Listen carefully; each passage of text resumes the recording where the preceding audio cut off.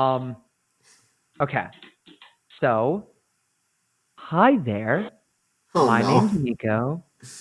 To to my left, maybe your right is Andrew. I'm bad at directions. Sorry. Fuck you. Ben is below me, You mean to the and south? no, he's below me. Both in the framing here and also existentially. He will I always. mean, I thought there was a hike joke coming in. No, there was a joke about how Ben will always be a clown and I'll always be above him. But like it was lost. And then Han is to my bottom left, bottom right maybe. So welcome. Hi, I'm Niko. And this is a bad intro.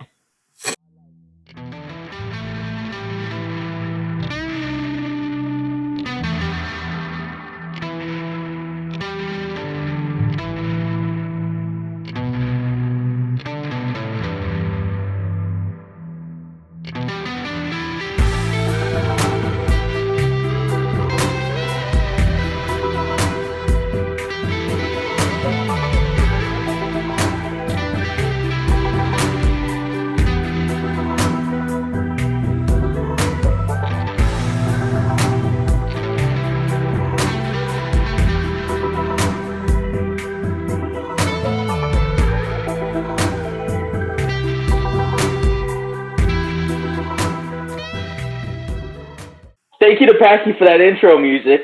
We really appreciate him letting us borrow that. Niko, do you want to hit us with the podcast topic for the day? The podcast topic is to be very clear about what it is. Oh no. Because is exclusion ever good? And what I mean by that is when we're having conversations about politics, political change, or social change, are there situations in Anything which really. anything? But yes, but as I'll talk about, or as I'll kind of reveal why this got brought up, it's more applicable to political context. Although this can be applied in other ways. Are there situations in which not allowing a person or a group of people to fully participate in an activity or event justifiable? Now, why did this come up? Great Why did this question, come up, Niko? So Ben, I can't show it to you right now because I've had problems with sharing my screen. But basically, you can look this up online. Michigan or University of Michigan at Dearborn had posted some real cringe. They had what are called a POC cafe and a non-POC cafe. And they're not literal like Starbuckses for white people and for like POC only. It was What an does event, POC mean, Niko? people of color.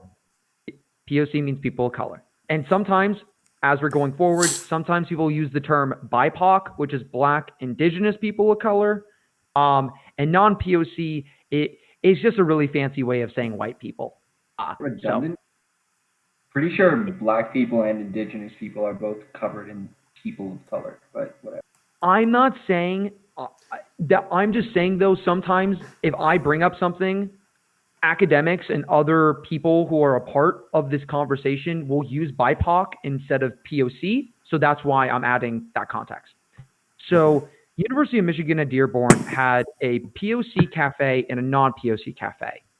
And all they were doing was basically having bi-weekly events that were for certain communities on campus. So the POC Cafe was an event for people of color to discuss issues in their community and the solutions for them. And then there was the non-POC Cafe, which was the main thing that caught media attention, where it was a bi-weekly event, the same exact thing as the POC Cafe, except it was for white people. And Ben sent I believe Ben was the original person who sent the event. Link. Yeah, sent the link Link for to it. the page. Link the page, which you can't Which has access. now been taken down. It now says you are unauthorized. and the university has officially apologized for the cringe rollout. And we got into I don't want to say heated, but we got into an exchange about what exactly went wrong with this event. And I think it's a very good conversation that can link to content creation. I want to kind of expand on that later when I tell my position. But before I do that, with the context in mind and understanding the question in connection to the context, what are your guys' opinions about? It could be both about the Michigan Dearborn situation and also the question itself. So what happened? What was the response from the public about this happening in Michigan? It was a lot of articles saying that this is racial segregation and the left has brought back Jim Crow. What's next? Racist cafeterias? Yeah, that was yeah. Interesting. That was it. What about the right? What did the right say? Oh, that was everyone. It was only the right. Like no lefty the left wants to like. No lefty. No lefty wants to. It's kind of like cuties. It's like you don't want to be the person being like, listen, guys, you need to like give cuties a little respect. It's one of those things where like, I'm gonna push myself away from this and do my best to not comment on it. Although I am a lefty who will be commenting on this, so we'll see how this goes. Hashtag cancel Netflix. Yes, hashtag cancel Netflix. So the right was basically the only one who picked this up because right-wing media sphere is the only type of media sphere that would give a shit about a college in bumfuck Michigan doing something that's really dumb and deserves to like have criticism, but like blowing it up and suggesting it's emblematic of an entire political movement which involves various different movements in itself. So the question was, what are our opinions on this? What's your opinion on that? And if you want to right now connect your opinion on the Dearborn situation with how you would address the question, is exclusion ever good? Okay. Well, since my opinion is the most important, Ben, why don't you go first? Yo, Andrew, way to laugh at your own joke there. Yo, thanks, man. Okay. This is the content. It's cooking. It was cooking. Dude, you were cooking burnt toast, bro. I was cooking that one for a good bit. Good job, Andrew. By the way, Haan, very subtle. Anyway. What? So I'd say my opinion goes a little something like this. I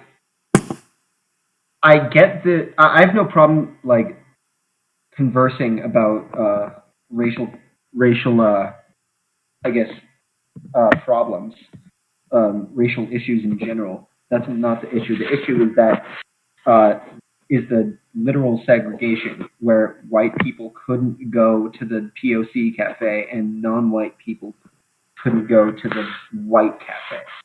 That really just rubs me the wrong way. I think no matter what your background is, you should be able to be involved in the conversation because your opinion is valid. Not that, like, obviously education levels on a subject go into it, but your background shouldn't determine whether you can involve yourself in a conversation or not. That's basically it. The segregation is the problem, not the idea of addressing racial issues. Yeah. I mean, I'm pretty much with Ben on this one. I'd love to go into a whole Ben Shapiro style rant about this. Like, where do we draw the line? What if you're like 1/4 African and like the rest of you is German? Like, where do we even draw the line here, guys? What constitutes you as being African or black or BIPOC or whatever the fuck the lefties want to call it? Right? I could go into that. Because he has done so many of those rants. Description in the comments. Cancel Andrew. Yeah, please. I'm begging for it. I'm begging for it. No. Andrew, you are literally Ben Shapiro. And your name isn't Ben. You are not one of the twins named Ben. Please cast me as a guest on Ben Shapiro's GIMP. I'll be I'll be pretty good. No. So Yeah. I mean, yeah, I pretty much agree with Ben. There's no basis for actually excluding someone as a person of color, or as white, because I mean, people's background could be anything. I mean, we have our friend her name's Paige, right? She looks white, but she's half black. She's whiter than like anyone I know. Yeah, she's literally like the whitest fucking person that I know. But she's a halfie, and you know, everyone has a different background. What's a halfie? Yeah. Half white, half black. Came up with a new slang derogatory term. Whoa! Derogatory. What's derogatory about that? Look, just because I hate Paige doesn't mean that I. Wow. Like, No. It's just What? There's a word that exists. Is there a word? It's called like biracial. It's Biracial. called biracial. Yeah. Okay, Yeah. but that can mean anything. That doesn't mean half black, half white. At the local sandwich shop. Can I get the half? It really does. No, can I get halfie with a side of chips and a low Coca-Cola? But biracial could be. I'll take 2 happy, 3 pickles on it. I want. I'll get some happy in my coffee. Fuck you guys. Come on, let's hear it. You got more? I want a happy cappy at Starbucks. Nice. Niko, you got one? Ben? No. Half calf. I'm just waiting for all this to blow by. Come on. Keep it going. I love it. You good? You done? Awesome. Thank God. No, so first of all, the whole where do you draw the line thing is, I think, a valid point. Some people will bring up the fact that, you have to be, like, you can be white passing, right? And that makes you not a person of color, which I think a lot of people who are biracial would find, like, ridiculously offensive logic. Right? Right? So there's that issue. Then there's the issue of just excluding people. What's the point of excluding people? And that's a question I'll pose to you guys. Like, what is the point of excluding people from the conversation? Superiority. Genetic. I think Like, it has no, seriously. I'm trying to answer you. I think it has a lot to do with the fact that their attempt was to create safe spaces for these people to talk in. And I think they felt that the only way that they could do that was by using exclusion. However, do not agree with their method. I just think it's one of those situations where, especially in recent times with the virus and the issue that the people of color have had with police in this country, and just overall with the how do I put this? White people with power, the issue that they've run into with that group of people has led them to necessarily be very, very cautious and almost I get the virus. Almost paranoid, but justifiably so. Mm-hmm. And so, like, my perspective is, if I'm coming in here and I'm saying, on my campus, there's a safe space for white people to go talk about their problems, but I'm not allowed to even go and listen if I would want to, my first thought would probably be, well, what the fuck are they doing? Yeah. And I think that presents a huge issue in any attempt to try to close the gap between the experience as a white person in this country and as a person of color in this country. Yeah. Yeah. Niko, what's your... Go ahead, Andrew. I was going to say I'm with Han. I think that like the act of excluding people is only doing harm towards the people that you're excluding, and it's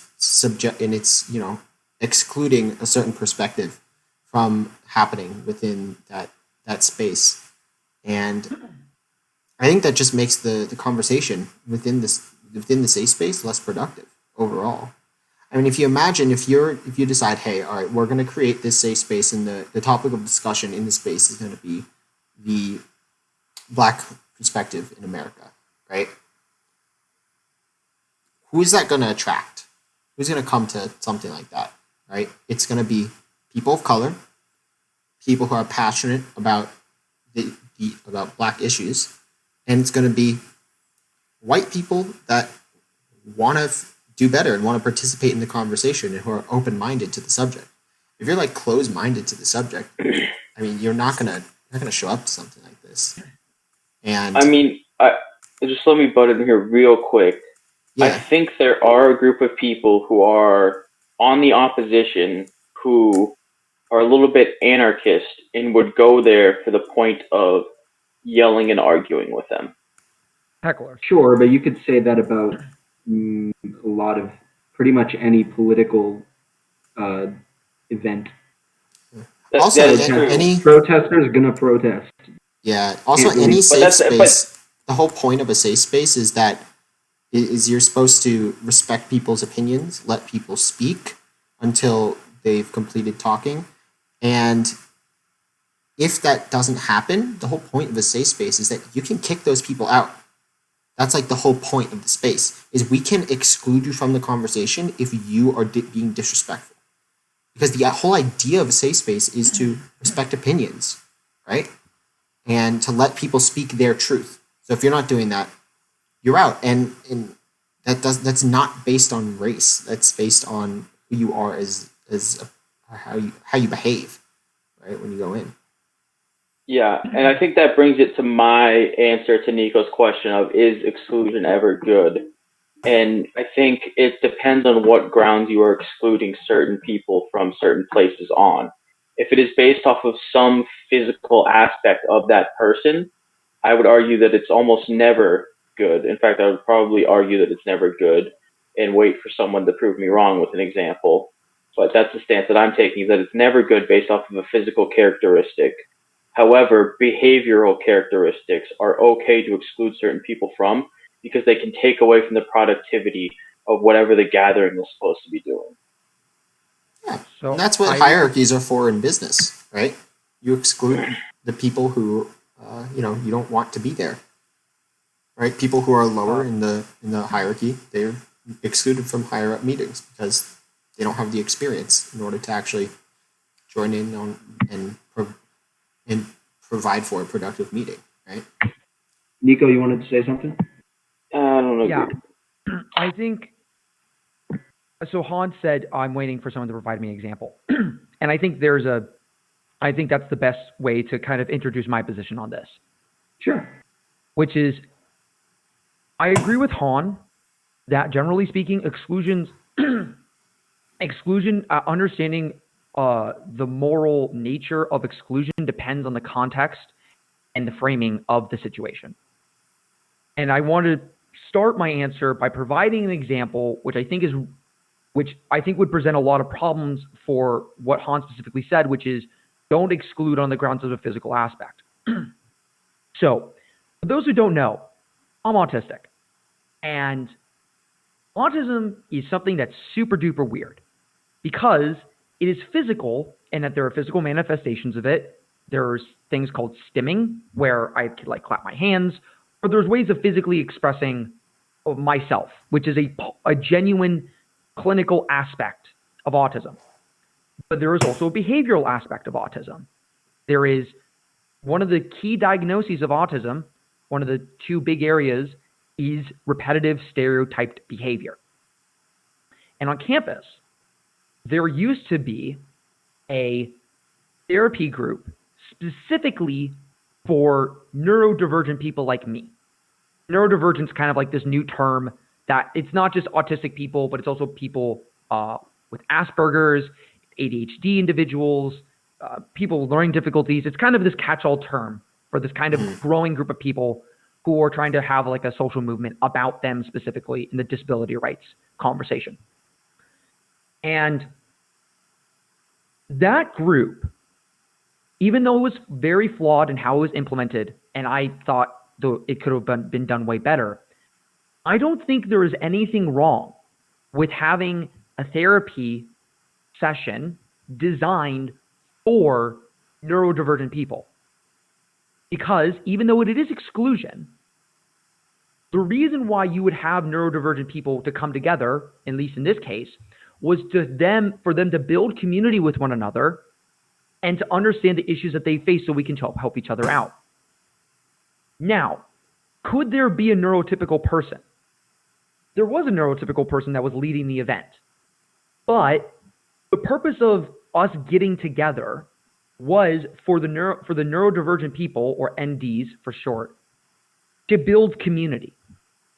And I don't think that's an issue. But the example that we brought up was a race example. Let's try to bring up an example that would involve race. Imagine a conference of academics who are African Americans who want to understand the issues that they face as Black academics and how they want to resolve them. I don't know about everyone else here, but I would be fine with a conference designed for African Americans in academia to discuss the issues that they face and come up with solutions. Because we understand that they want to solve these problems and be able to do it amongst themselves. And I would not see that as disrespectful or really racist in the same way that like Jim Crow was. So Niko, you got to make something a little clearer.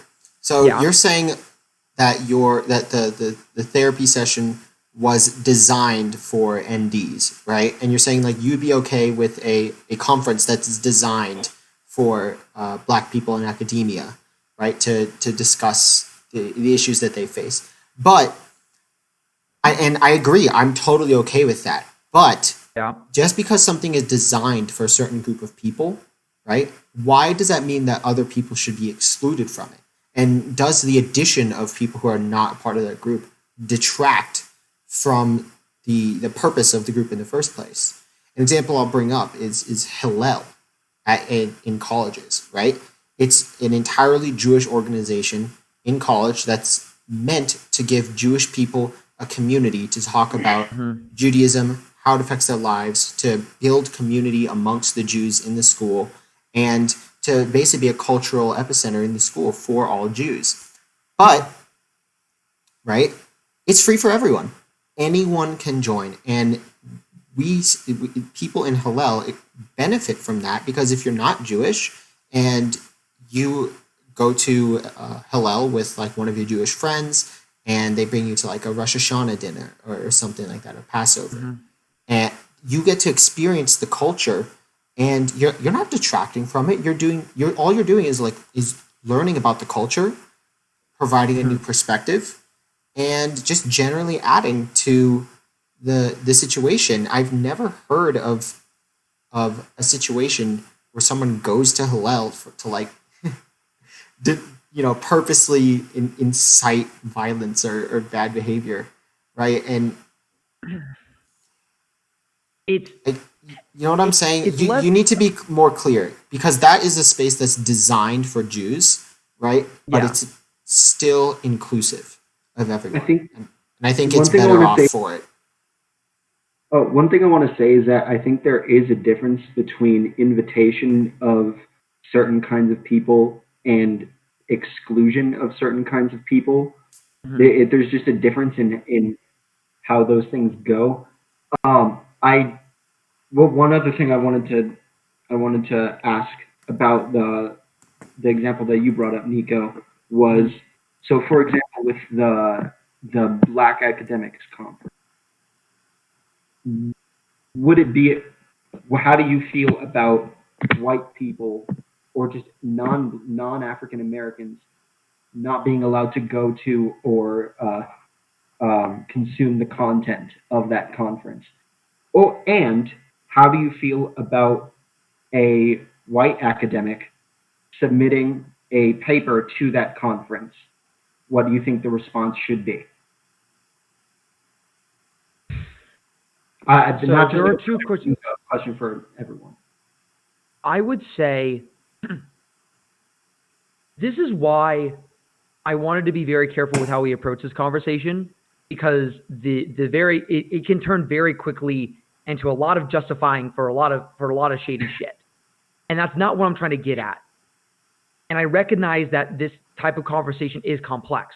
The best type of answer that I can provide for the first part, in terms of non-black people, specifically with that black academics example, here's the thing, right? If some white person wanted to go there, technically speaking, like, yeah, I think it would be unethical for the black people to be like, you can't come in, and then, like, if they were having issues, then, like, you call the police. The issue, I think it's less of an issue when there's I guess the best way to put it is that there's a mutually understood respect for it. Like, I understand that when a group of black academics wants to talk amongst themselves, I don't intrude. Now, if I tried approaching, I'm sure they would be nice about it and be like, hey, like, we just want to talk amongst ourselves. And I think this brings up kind of a rhetorical error, if you will, that Andrew brought up when he was saying that you're excluding people from the conversation.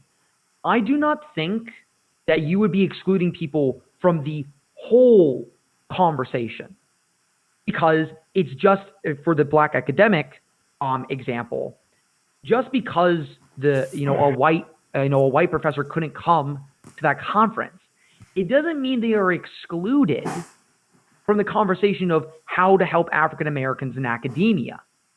It's just, in this case, African Americans want to come together and talk about this amongst themselves. It gets a little very tricky, and I'm gonna kind of not make a moral prescription about what would happen if a white person really wanted to get in, because I think I would need to know a lot more details about it before I made a kind of general description about the right or wrong or that.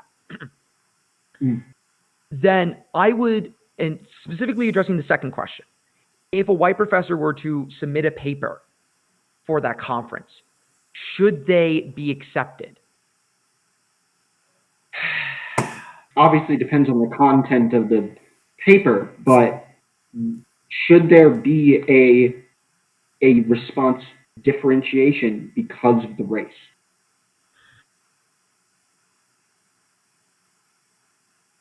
My gut tells me no, but I would be logically committed to saying yes, because if it is a conference for African American academics to talk about the issues amongst themselves, then you would not accept the paper, because you would say this is for us. Now, if it's the white passing person who's black, I think it's fine. I think the white passing shit is really annoying. I know what it's trying to get at about how people respond to how we perform and how we look instead of who we are. But it becomes kind of an academic term that becomes a driving wedge between people who experience it in different ways. And as a result, it creates an unnecessary sense of division, at least with how I've seen it play out, with almost like a shaming of white passing people at times. And I want to be clear, don't shame people for their race. I do not support that. Okay, so I want to make sure that's clear. Are you sure? I disagree. Not even a little bit? Well, no, kidding. Only if it's Andrew. You can shame Andrew for anything at any time, ever. We can shame Andrew for being white. Not like other white people, just him. Your white skin is bad. Mm-hmm.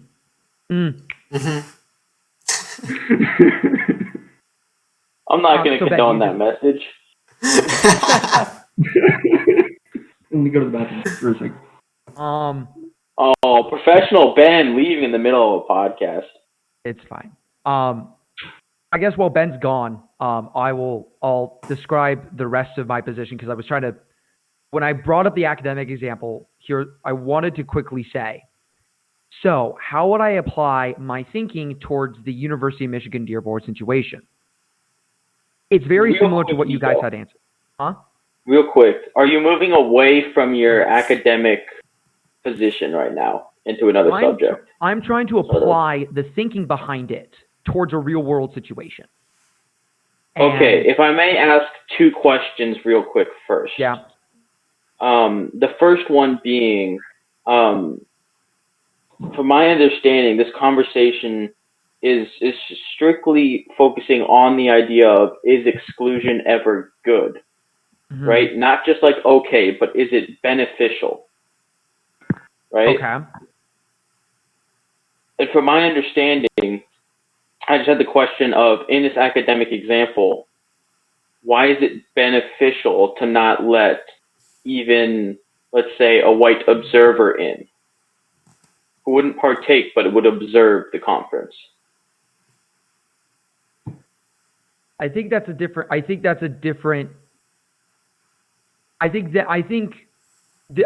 where we can kind of agree. I think maybe the compromise position would be a white person could observe. The issue, and I'm saying this because from the scholars that I've read and the organizers of color who have tried to organize events where people of all colors come together, there happen to be frequent complaints from people of color who will, when the white people are there and they're contributing, a lot of the time it's a lot of questions that could easily be answered on a Google search. It's a question that kind of deters the conversation, or it kind of pushes it in a direction where the POC don't want it to go towards. Not in a negative way, like, oh, we don't want to like talk about this thing. It's more like we're trying to talk about solutions here, and you're kind of trying to regress back to previous parts of the conversations we've already kind of solidified on. And so they're asking questions because of their whiteness? They're not asking questions it's not because of their whiteness. I mean, sometimes it is, where they'll try to express white guilt and try to talk about how bad they feel about being white and how great it is that they're helping them and they're providing emotional labor. And some themselves, right? Yes. And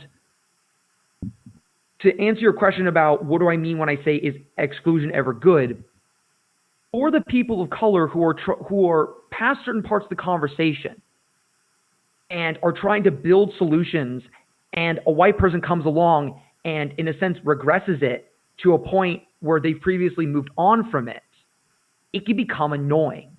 And as you kind of pointed out earlier, people of color would have a proper suspicion of a white person who considers themselves to be one of the good ones, or have a white savior complex, to be a part of that conversation. Because now it's not just, oh, what are the solutions? We now have to put emotional labor into the task of letting this person know, hey, you're not the white savior here. Don't call yourself the good one just because you show up to an event. And as a result, it can actually deter the progress that people of color can make in that situation. That's why I think it's fine for an observer to be there.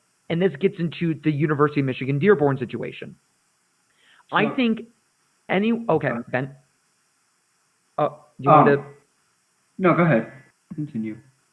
Yeah, it's going to be really short, and then you can ask me a question or okay. Whatever questions you had.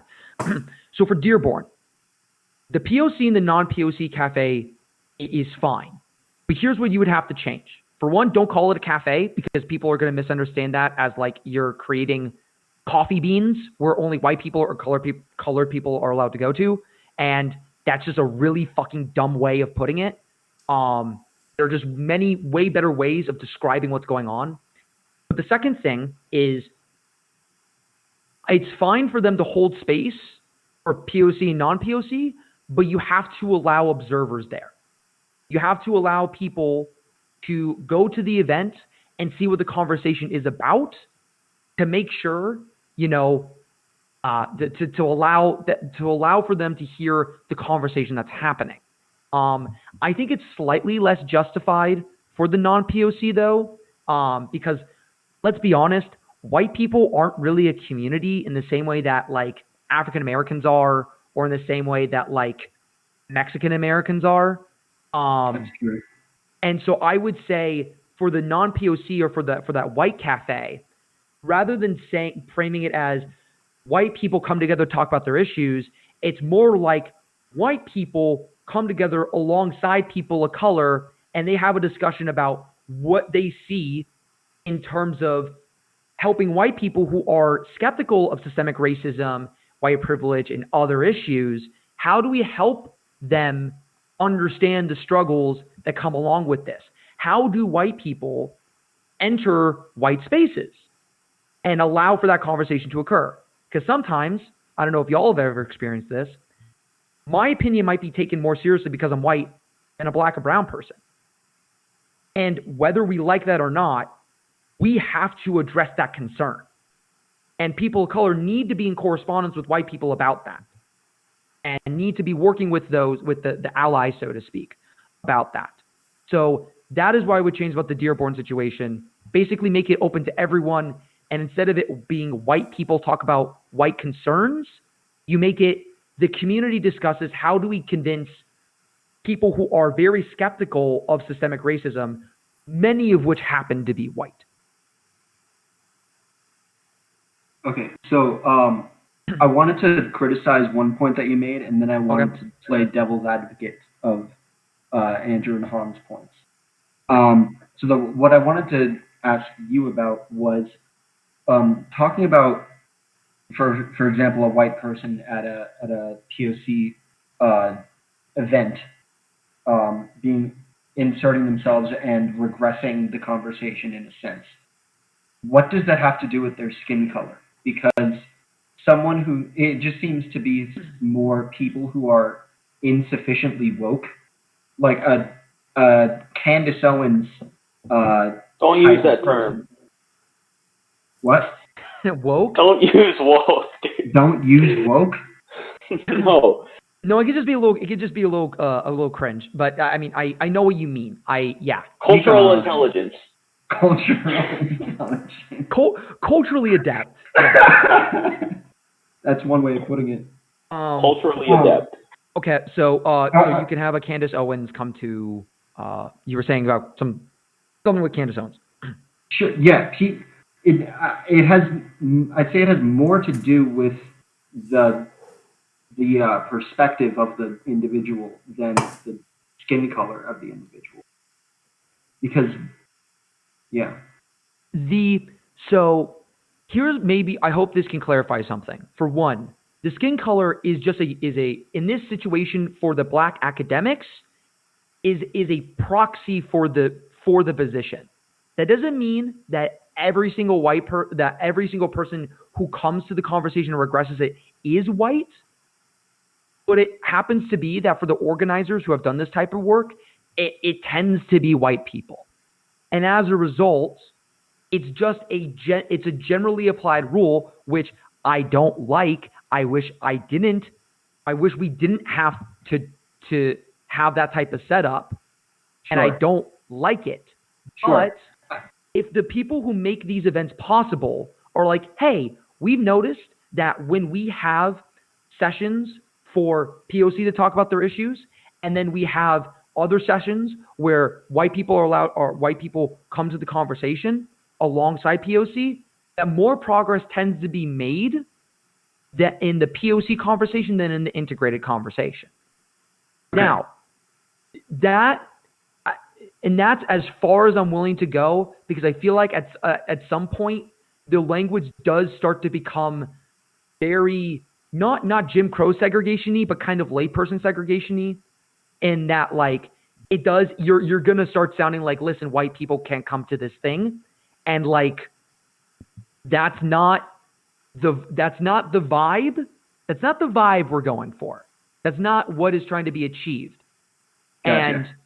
And that's why I want to be very specific, because if we have the specificity, we do our best to avoid these types of situations. Doesn't mean we always do it, but it means that we have a better chance of not having that type of thing. So Ben, before you play devil's advocate, Niko, this is where I think the observer loophole helps. Because as an observer, you're not completely excluded, but you're not invited to partake in the conversation. And so I feel like that's a loophole that gets in there and says you're not excluded, so you can know what's going on here if you want to, but you're not going to have a position to detract from the conversation. So that's probably the best. That's probably the position I would have. Yeah. So what Haan was talking about is that, and what you were talking about is that it comes down to the behavioral aspects of the people. For I guess in what you're talking about, the white people who are there, whether they have that mutual respect for the racial issues and the people of color that are talking about it. Mm-hmm. So I think I would chalk it up more to the behavior and the respect of the people attending, and less to do with the race. But another example that I wanted to bring up in terms of exclusion was, so back at our old high school, we had a space for, I believe it was for only LGBT people, where they could go and talk about their experiences. I don't think you were allowed to be in that group on certain days if you weren't gay or weren't LGBT, because it allowed for LGBT people to not out themselves automatically to other people, except to others in the LGBT community, by only showing up on the days where it was essentially a closed session. So we've talked about the race aspect. I think, is there anything different when it comes to LGBT? I would argue that there is a difference, mostly in that LGBTQ stuff is not noticeable upon observation of a person. Generally speaking. Yeah, generally speaking. Generally speaking. And so it's one of those things where, like you said, to not out those people, and that's a totally reasonable thing. I actually don't disagree with that at all. I think that's a perfect setup. To have certain days where it's like, we're open to everybody, this is an open conversation. There's certain days where it's like, this is just us. So this is a case where exclusion is good. Yeah, you are excluding non-LGBTQ plus people from the club in order to allow queer people to have a space where they can feel comfortable being out. That's how I'm understanding it. That is also how I'm understanding it. I will say that I personally think that LGBTQ stuff is not a physical trait that you can notice upon observation. And so I would count that as more of a characteristical behavior type. It's a characteristic trait. And so that's where I think that exclusion can be beneficial in certain circumstances.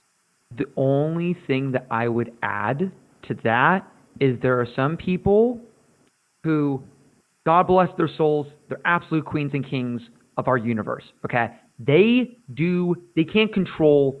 They have like a what you would call it, like a culturally gay like voice. Like if they talk, people think, oh, that's gay, or that's that's queer. Yeah. So there are the classic gay voice. Yes. So there are situations where it is noticeable, but yes, I would generally agree.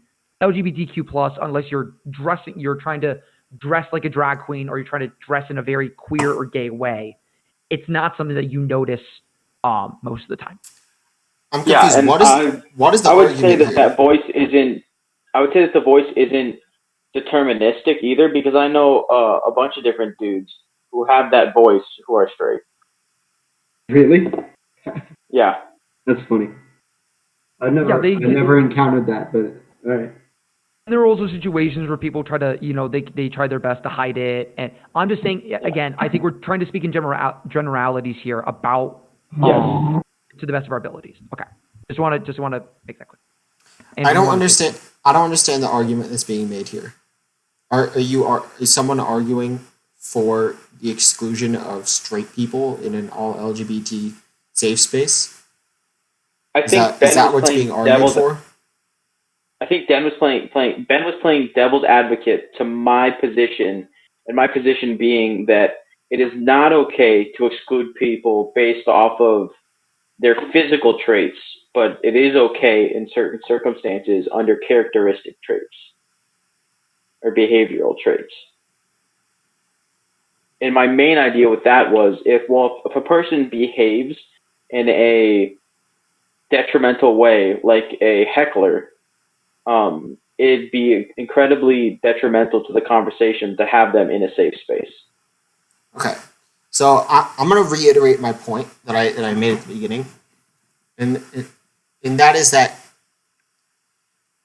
I don't quite understand. The entire point of a safe space is to have people feel safe speaking about whatever their truth is in a space, and if someone is violating the respect of that space, you can kick them out. That's the whole point, right? That's why they exist. But what I don't understand is why exclude people outright from the beginning. You're still not making an argument for why that would be beneficial. And in the case of the LGBTQ, thing at our high school, Ben, that didn't exist. You know why? How I know that? It's because I actually mentioned this in a previous podcast. I've been to that safe space at Chadwick while I was there, and talked in that safe space. And disclaimer for people who are watching this: I'm not gay. I am straight. As far as I know, I'm very queer. You were implying something. I'm the token queer of the group. I'm the token queer of the podcast.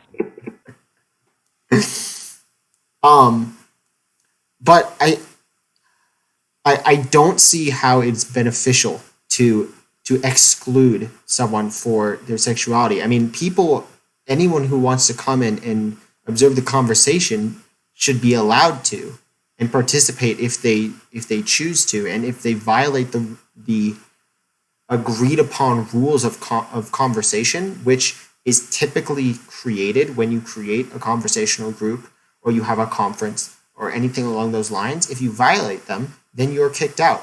And that goes back to Niko's point as well, saying that if you have white people that come into a supposedly all people of color group, and they have the increased likelihood that they have this white savior complex, and that they'll make it all about them. Guess what? You can then kick them out. That's the whole point of the group. And if you have people that are respectful and are willing to listen to the conversation, I'd argue that that is so much more of a good and a benefit to society and to the group itself to have those people there listening to the conversation and participating in a way that's respectful and follows the guidelines of the group that were set out from the beginning. And because nothing regarding behavior in conversation is tied to race intrinsically, I don't see your arguments as valid for actually excluding people outright due to race at all. I mean, you're basically saying that because you're white, that you're going to have this complex. And it's just not true. No. It's just not true. I got this, Niko. I got this, Nico. Okay. Andrew, I think you've misunderstood our points up until this. At no point did any of us. I think we have all been in agreement that excluding someone based off of a physical trait like race is wrong. No. Niko is arguing the opposite of that. He said that we can include people, but they can't talk, is basically what he said, which I consider to be exclusion. Let me frame this in a better way, because usually when I'm talking about this, the people that I usually talk to understand the point better. Here's a phrase that can help. All communists are Marxists, but not all Marxists are communists. So when I say that all communists are Marxists, all communists belong under this one banner title, but not all Marxists identify as this communist thing. Sure. Okay? Oddly specific way. What? All squares are rectangles, not all rectangles are squares. Exactly. So I just find it funny that you went right to the communist thing, but continue. No, it's something used in leftist circles to help people understand who are like Jordan Peterson people who talk about postmodern neo-Marxism, that they don't know what the fuck they're talking about. Yeah. So it's a nice nifty way. But here's what I'm trying to say. I am not saying all white people have the complex. You're saying they're more inclined to. I'm saying that the relationship is diverse. The people who tend to talk about that way tend to be white people. Time out. No, that's not. No, it's not. You're saying totally different. No. You're just flipping it around. All you're saying is that it's not because you're white that you have to talk about these things. It's because you talk about things and you're white that it's an issue. Like what you're saying, you're just basically flipping it. It makes no sense. No. He earlier specifically stated that people of color can also have these types of issues. Yeah, they can, and you can kick those people out. But statistically, it is more likely for those issues to come from a white person. Okay, so it's tied to race then. Statistically, it is more likely. Yes, sir. That doesn't mean because you're white you have to think this way. Obviously not all white people act in a uniform way, but saying that people are more likely to behave in a certain way because of their race is racist. It is. It just is. And if you say white people are more likely to act in this way around black people, sure, yeah, more white people are likely to have a white savior complex. Of course they are. But not all white people. But not all white people. So you can kick people out who have that complex that you're talking about. You realize that's the whole point of a safe space is to avoid those kinds of people. But why exclude an entire race of people because of it? Because that's like saying, because some black people steal things, we should not allow any black people in our community. It's the same argument. You got to stop pausing for 15 seconds and then continuing to talk. So it's not. Go ahead, Niko. Okay, so Andrew, we're not saying what we're trying to do is avoid the problem in the first place, because if the problem comes up, it's already an issue in the conversation. If you can avoid the issue before it happens, you should try to do so. And so if you bring it in, and I understand it's partial exclusion, that's why it's a loophole. You can say that being an observer means that you're not actually excluded because you are there, but you can say it's a form of exclusion, but I would argue that it's not complete exclusion because you're still able to be there. Which is why I've called it like a loophole, because it's technically a form of exclusion. And so maybe it is a little bit of exclusion, but it's still, you're able to be there. Okay. And so I think the thing is that if you can avoid the problem before it occurs, it's much more beneficial to the conversation because it never gets sidetracked in the first place. And so I understand your safe space argument is that you can kick people out, but the issue becomes is what if you have to end up spending more time trying to kick people out and get back on track than you actually spend on good conversation? Okay. So if you want to talk about solutions, we can talk about solutions. But saying that we can just use a lighter form of exclusion, to me, isn't a solution. At all. It's just saying, oh, we're going to kind of exclude you, but it's not going to be like you can't be there. You're just excluding people verbally as opposed to physically. If you want my opinion as far as actual solutions, I think in a safe space, and this goes to your point, Han, that you don't want to have to spend time excluding people, which, by the way, I think would be a very, very, very high edge case. I don't think you almost ever have to spend more time getting rid of people in a safe space than you would actually talking. But that's semantics. It doesn't really matter. Actual solution. Here's what I propose. When you come into a safe space, you're not allowed to talk when you go.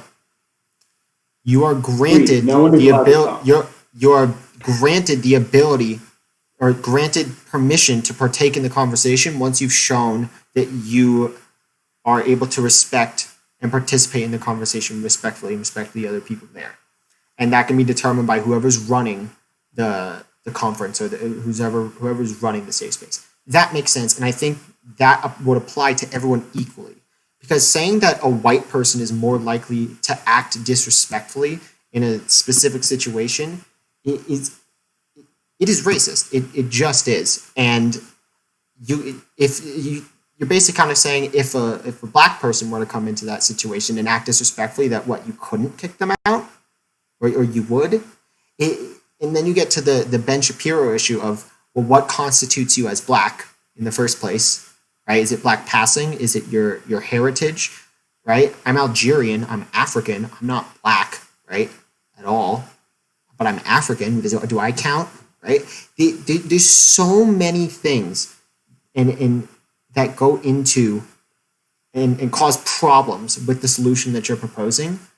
And I think that is just not productive to continue trying to just exclude on a lower and lower level.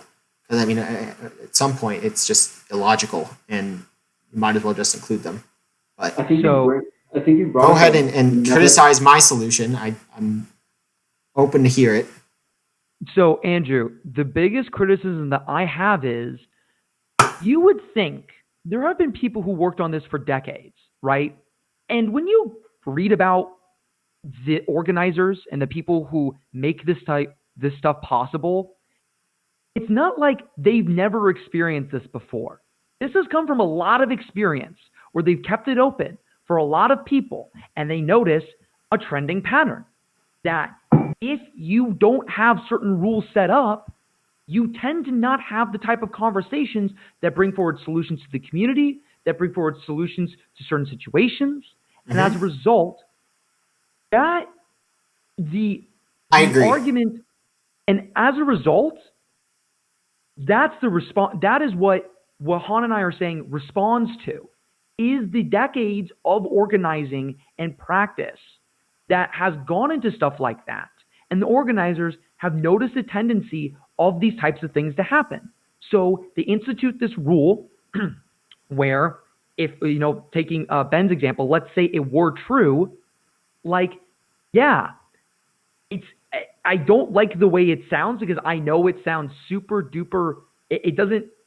There's a certain comparison that implicitly comes to mind, but it's definitely not that, because there is a massive difference between involving groups of people in certain. Oh, hold on, I backtrack on that. I backtrack for a moment. Let me think about this a little bit more. Han, go, or Ben, go. Okay, Ben, if you have something, because I have an answer that might get a little long-winded, so Ben, if you got something, go ahead. Sure. I agree with Andrew that innocent people tend to get hurt when you try to win wars before they start or address problems before they become problems.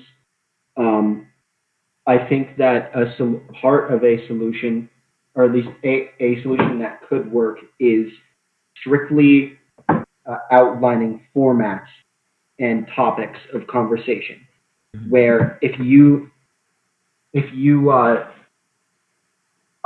a question that gets at something that isn't part of the current conversation, that question is not for that time. I think more specifically outlining the format and topics of discussion in these events is a great way to get rid of the kind of behavior that you're worried about without excluding people. Yeah, exactly. And that's actually what Niko was saying at the beginning, but he was of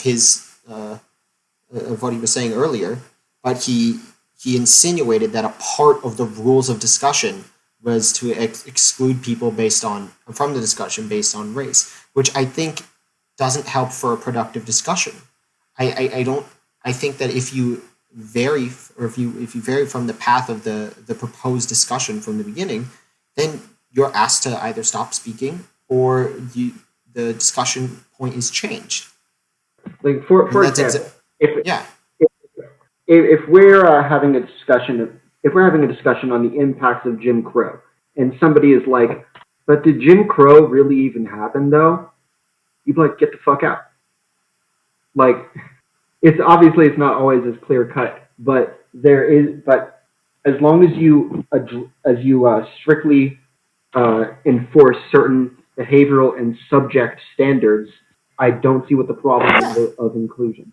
Yeah, and like if you're talking about the role of being black, say in academia, and a white person asks, from the perspective of the white person, this is what it looks like from my point of view, right? As a white person starts trying to discuss the white perspective in the situation, all that would have to be said is, we're not discussing the white perspective in this conversation. Maybe we'll discuss at another point, but for now, we're not going to be discussing that. And that's it. And then if they protest, they're kicked out. And there's no exclusion based on race. I think the one thing that I would add specifically on the LGBT point and on certain race stuff as well, depends on the situation, is that there can actually be legal consequences to what is revealed, and there can be real social political consequences. Especially with LGBTQ stuff, like Trump just passed in June a law that allows doctors to discriminate against someone based on their gender identity or sexual orientation. So if you're trying to have a conversation on campus about what it's like to be gay, and all of a sudden, like, that information gets out, there could be consequences that are faced. And if someone from the outside, I guess now that I'm saying it, I think what Ben and Andrew, what you have fleshed out, I think might be the best way to move forward, which is have very specific rules about how you have that conversation. And in the case of LGBTQ, if the group decides to not have straight people involved, that's a tough decision that I would not like to be in the position of, but I can understand why the decision's made. But generally speaking, you would want to have allies there to support you so that if you want to allow them in, you can. And you'd have to have strict rules about it. Yeah. Exactly. As long as you keep... Yeah. Exactly. That's how every form of academic debate goes, right, Niko? It's in our presidential debates. It's in our debates on TV, right? There's always rules of engagement, and they're so important to set out, because if you don't have them at the beginning of a conversation, right, the conversation goes off the fucking rails, right? Yeah. And you talk about things you don't want to talk about, or at least that you weren't there to talk about or discuss, right? And that's the core of the issue. I don't think the core of the issue is race, but I'll pose the question. Niko, did you participate in that group, the ND group that you were talking about at college? Yeah. Did it make you uncomfortable that it was organized by someone who is not ND, or would it have made you uncomfortable if someone came to the ND group and wasn't ND, but was respectful of the discussion, like in every way, was very respectful of the discussion, respectful of opinions, and gave opinions that, and talked with openness? Would that have made you uncomfortable? Because if the discussion is, does it make like a black person uncomfortable to talk about the black perspective in front of white people, right? I think that's a little bit different of a discussion, and is a different point to tackle that I'd be happy to talk about. So, the ND, the therapy stuff that happened here was an absolute nightmare. I was the only one that showed up the entire time for about 2 months. Yeah. And you're a very unique case, Niko. No, the issue, I mean, I might get a little emotional about it, but like, autism is very difficult because technically it's a part of medical records. So you can't ask people, like you can't scout people out to come in the same way that you could for a black or brown person, or for male, female, right? That's general, that can be considered general knowledge. Mm-hmm. Medical records are private information. And for me, it was like every week I would hold on for dear life to hope someone else was there. And no one came for like 2 months. And it's crushing when for most, if not your entire life, you have been pushed away from that community. And when you put yourself out there in a very vulnerable situation, by the way, people can talk about it and people can make fun of you, and there can be severe consequences for that. And nothing happens for basically the entirety of the event. People did eventually come, but I'll get to that later in my response. It crushed my heart. It absolutely crushed my heart. And yes, the therapist who led it was neurotypical, or NT. But what choice did I have? Like, I wanted to reach out to the community, and Spokane, it's not very diverse here on like almost any front. And for me, it's not that I would have felt uncomfortable with a neurotypical therapist there, but it would have been so much better to have a neurotypical therapist who I can talk about something with them and like, I know what you're talking about. I experienced that exact thing. And I would, to say that I would have an issue with a neurotypical person being there, I think it's a little misleading. I think it would be inappropriate because I actually was just a part of an autism class here at campus, and I had to leave because every single person in there was neurotypical, and the topics we would discuss were about, like, our first assignment was to study a guy named Bruno Bettelheim who advocated for the separation of autistic children from their parents. And then I would watch a video about how parents were like, autism has taken my child, and I'm fighting back to get my child. That does not get acknowledged from a neurotypical individual, because that is just seen as, oh, that's what the literature says. When I, who made it known that I am a neurodivergent person, the only actually autistic person in the class, and it seemed like the material was not intentionally, but was very much degrading and humanizing towards the community. And I understand there's a conversation to be had about what type of history do you teach, but it felt very much like it was more for neurotypical people who want to learn about the literature and know about the experience of actual autistic people. And so as a result, to answer the question, it's not that I feel uncomfortable in front of neurotypical people, but many of the conversations I have where there were questions like, wow, that's funny, you don't look autistic, never gotten that from a neurodivergent person. Never. And the people who tend to bring up those types of points and talk about autism as a disease, like I've got fucking COVID, are almost never the neurodivergent people. And that's why I find this to be so difficult, because I know that feeling of exclusion is fucking blood boiling, especially when it's systemic.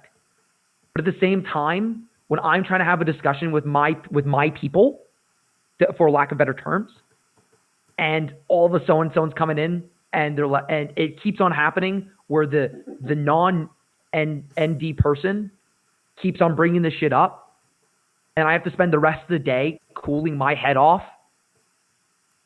That's the difficulty. And so it's not that I am uncomfortable with the person being there, but now I have to understand there's a possible emotional labor I have to put into not just dealing with the person, but also making sure that I respond properly and I don't act in a way that's, irate or you're taking it out of context. And I'm sorry. I'm really sorry for this being a long answer. But I hope this gives context as to why I have the position I have and the difficulty that comes with this position, because I really don't want this position. I want to be clear. This position sucks, and almost any way you put it is just kind of garbage. But yeah, to make my life easier, I want there to be a mutually understood respect. And by the way, I am fine with talking about this with you three, because funny enough, I think you guys understand the rules of engagement. But unfortunately, not everyone does.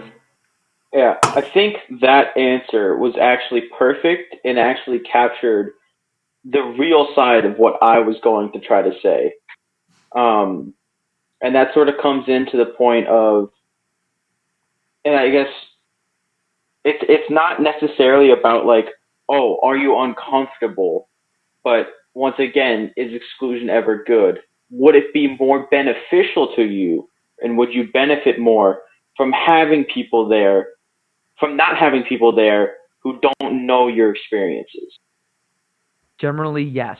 And I say that with regret, because I know there might be a neurotypical person who comes and might have a great contribution. But because of that past, it's so difficult to let go onto. And listen, I'm open to being wrong on this. I'm open to having my mind changed on this and want to make sure that's clear.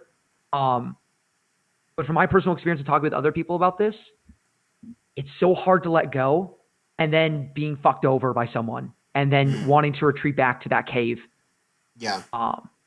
So yeah, I'm sorry if this has come off as exclusionary in a kind of punitive way. It's an important perspective, I think.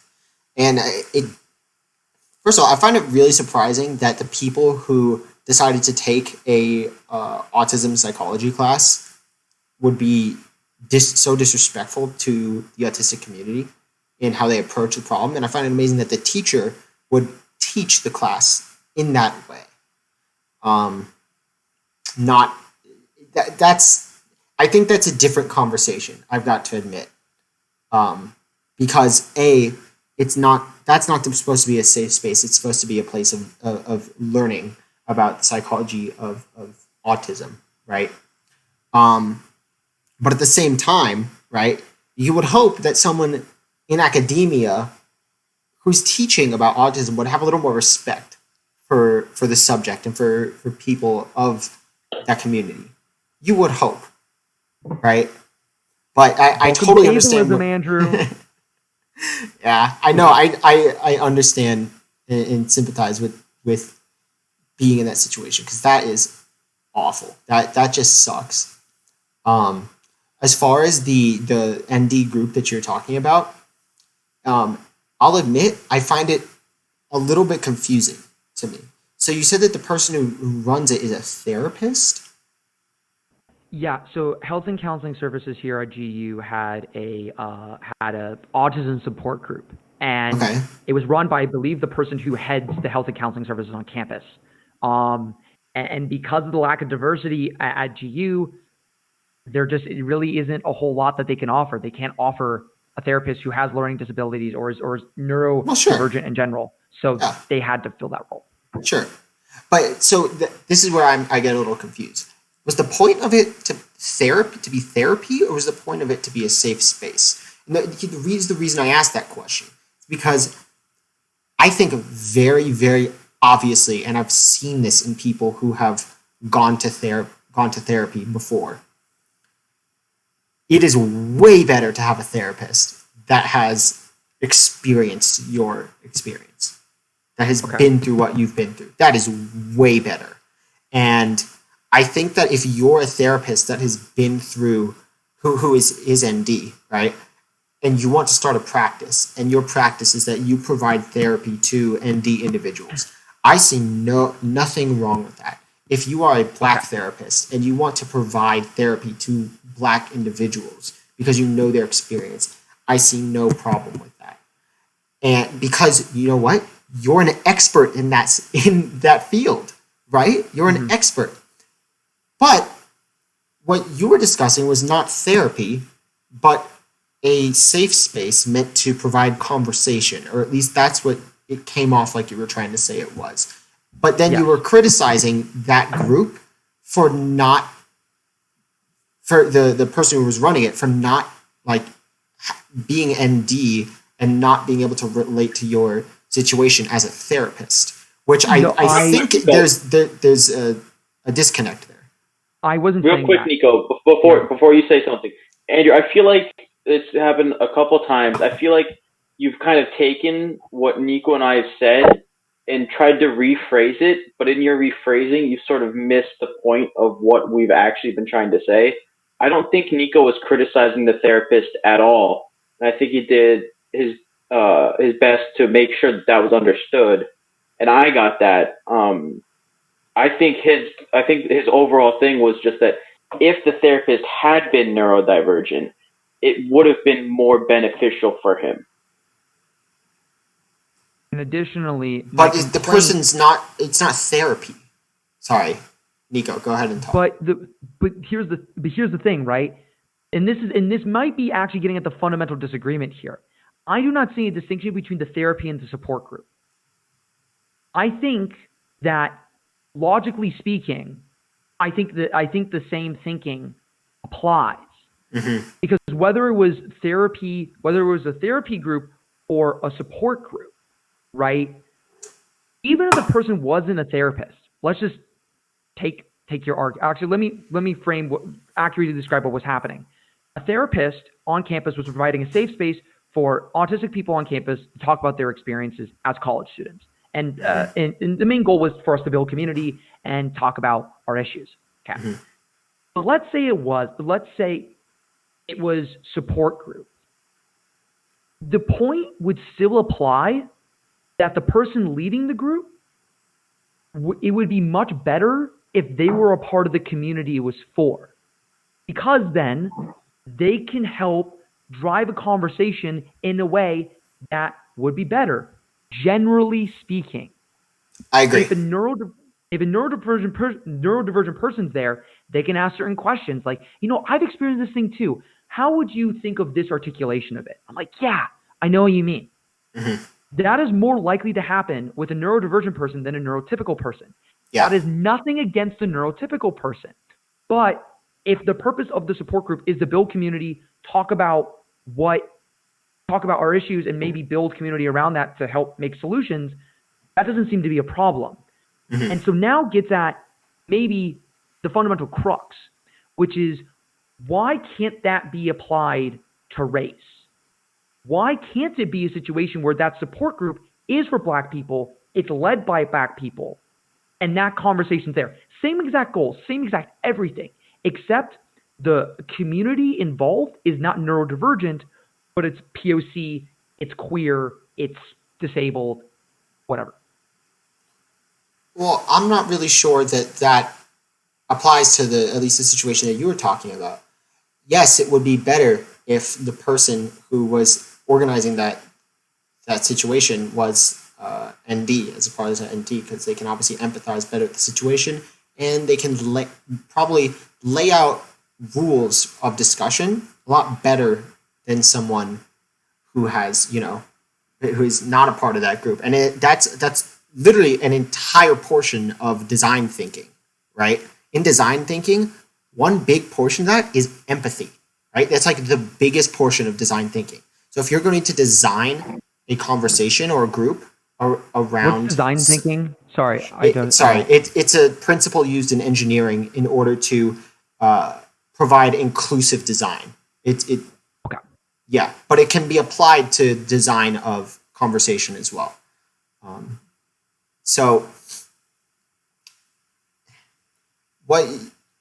yes, it would be better if the person who is designing the situation to be a part of that group. I think for sure, right?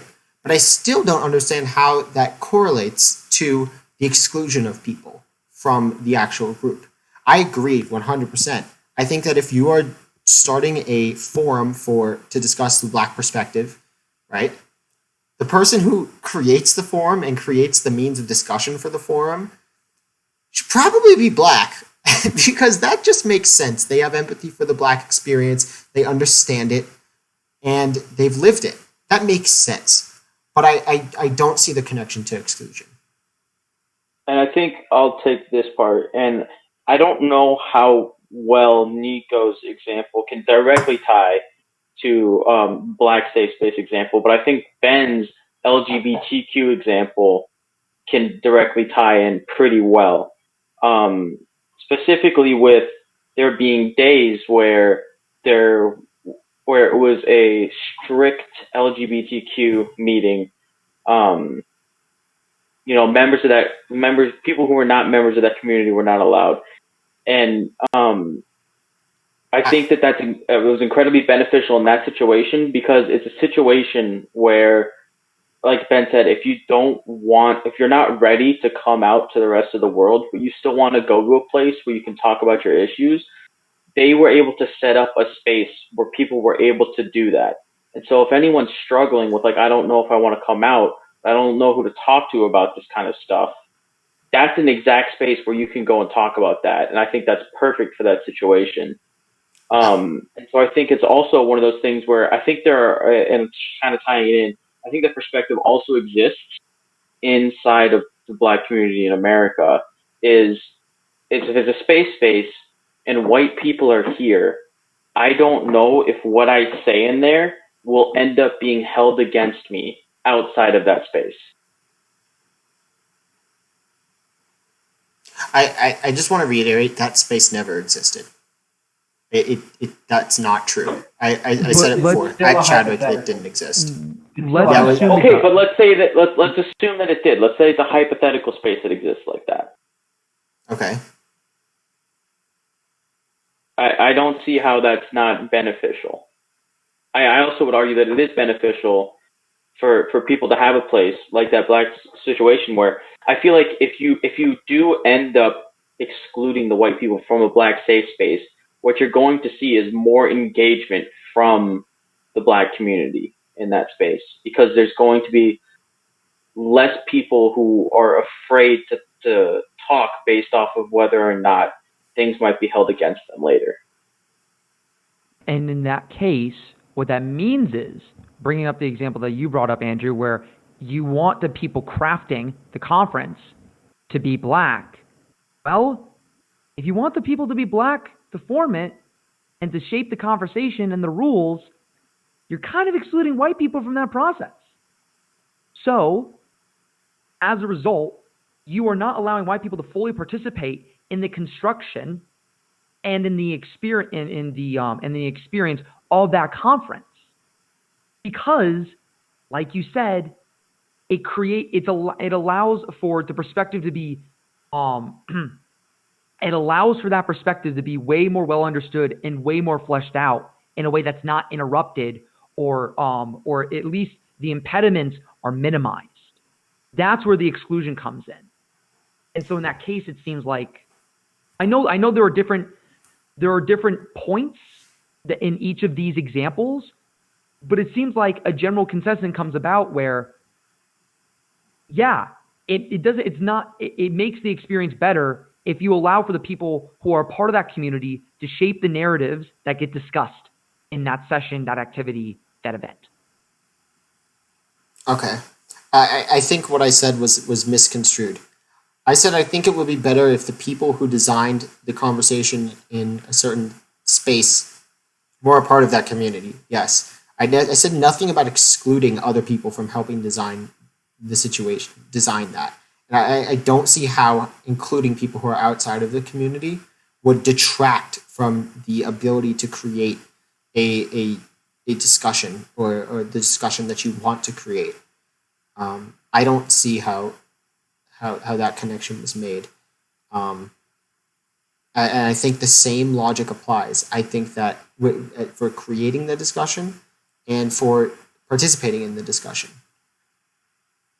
I don't think exclusion is good, right? Going on your point, Niko, if you were to have a conference, right, for about the Black perspective and have only white people there, right? That wouldn't make any fucking sense, right? That would be ridiculous. So yes, I agree. So yes, I think that the people there it would be good to have people there who are part of the community because that's the whole point. But I still don't see how excluding people either from the conversation or from the process of designing the conversation is beneficial. Other than to, I don't know, maybe not make people feel like uncomfortable to what Han was saying, but I think that would be more of like I don't know, I would have to think about that a little further. Ben, I know you haven't talked in a while, so if you want to contribute, floor's yours. I agree with Andrew to an extent that it does. I do see that people from the community in that the discussion is about, they should probably be the ones to design the discussion. I think there is an element of exclusion there that can be good, kind of like what Han was saying. I still think that there is something to be said in the LGBTQ example that people who aren't comfortable being out would benefit from an LGBTQ only space because that's a place where they can guarantee that they'll be accepted. Do you think that is it possible that even having straight allies there detracts from the effectiveness of that space at all? I'm not 100% in either category. I also would say that if that in the space that you're talking about, Ben, I would call that group therapy, which is a real thing, right? But I wouldn't call that a safe space. I think those are two very different things, right? One invites anyone to the situation, aka a safe space. The other invites specific people to the situation. I think that if you're looking to have a situation that is therapy for people and that anyone is invited, then it's not therapy anymore.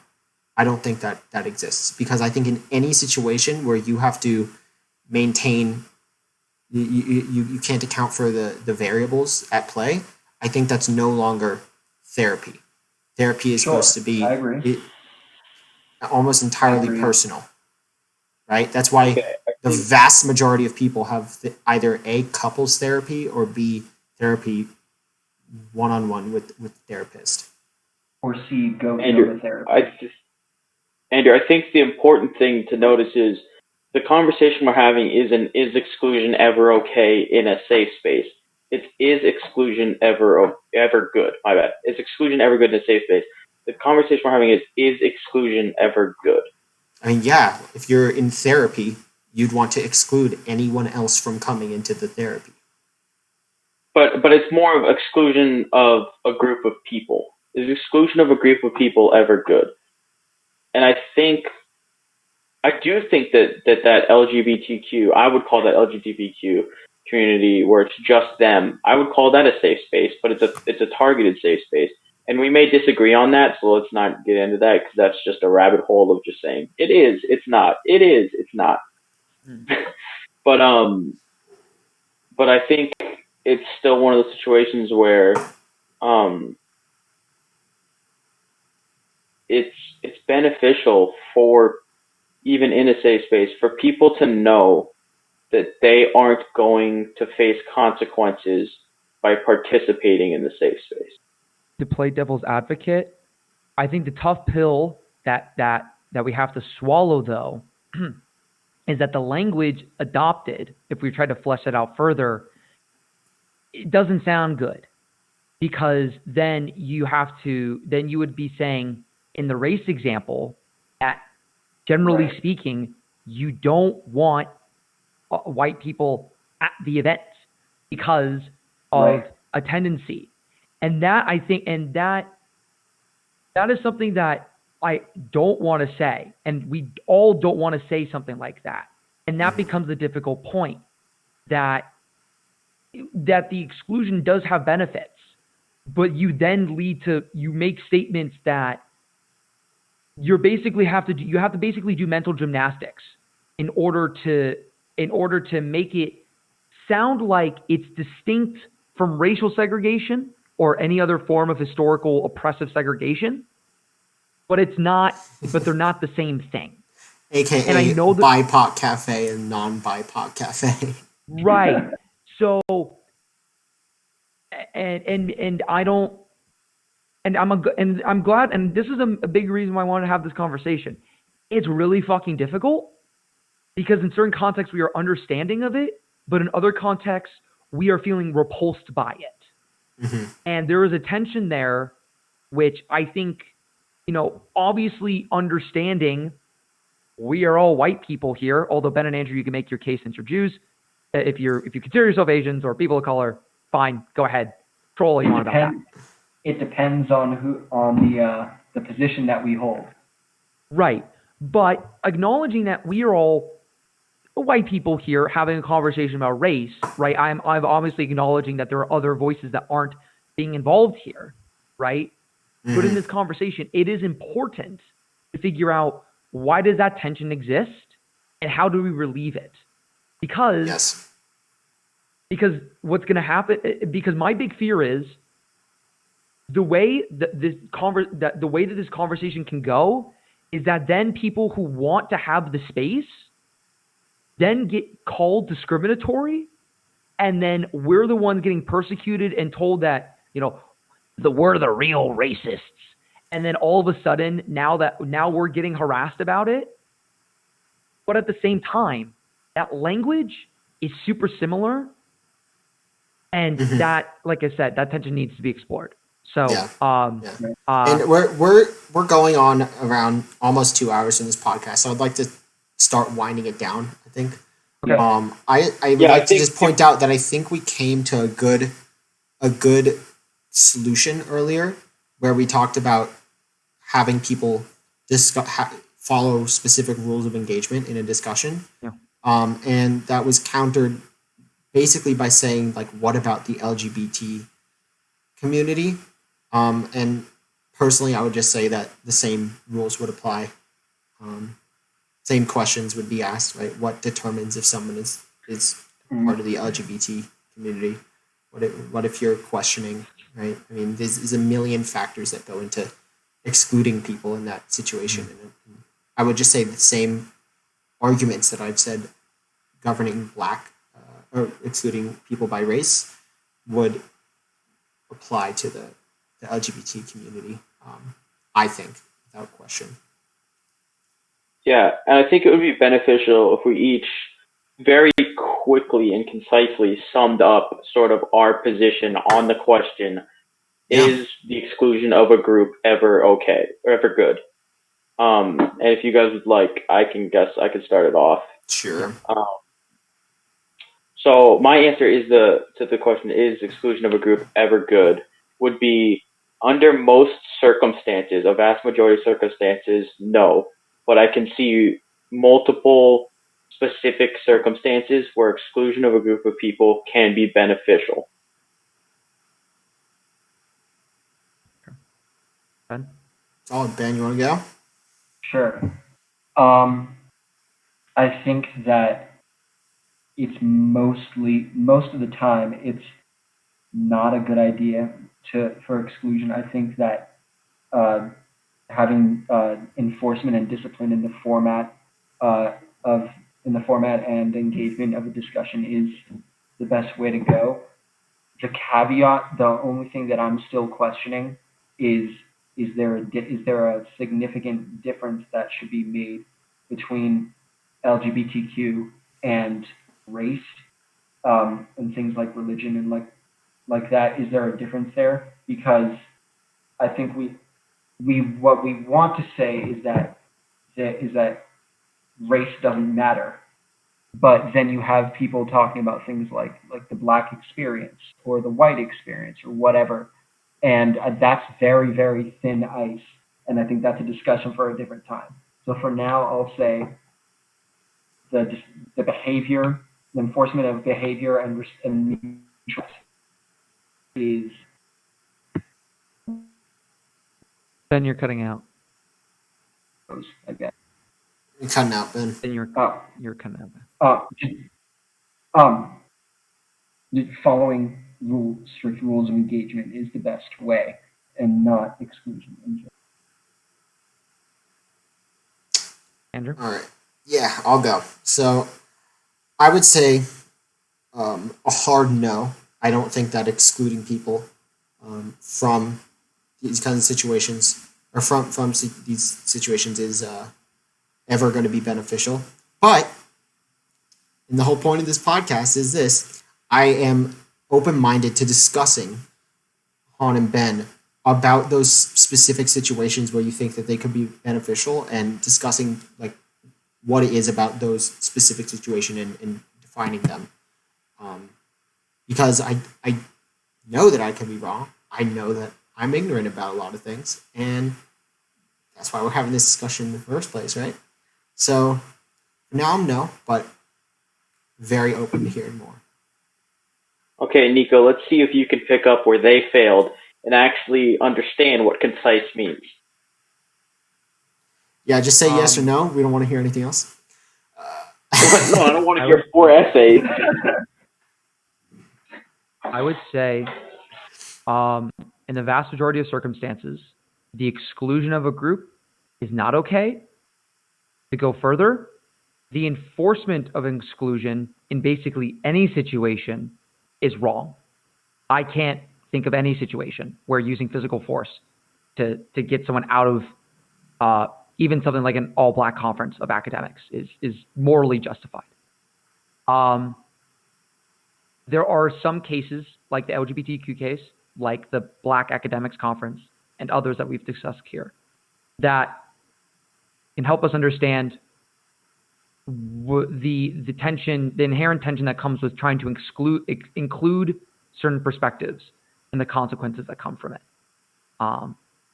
And that's where I stand. Again, open-minded, thankful you guys. And I did want to add, I know, Haan, you wanted me to keep it short, but I did want to add, I do want to thank you guys for letting me talk about my experience on campus, specifically with the autism stuff, because it could be very dangerous talking about this. Legal discrimination is possible on autistics, economically and politically. And I hope that my contribution from my specific experience was able to make my position more well known, both in the sense of the logic of it and also where I'm coming from. Yeah. Yep. For sure, man. Thank a you long for one. sharing it. All right. With that, let's end it. Podcast. And you ready for it? Hit that outro music.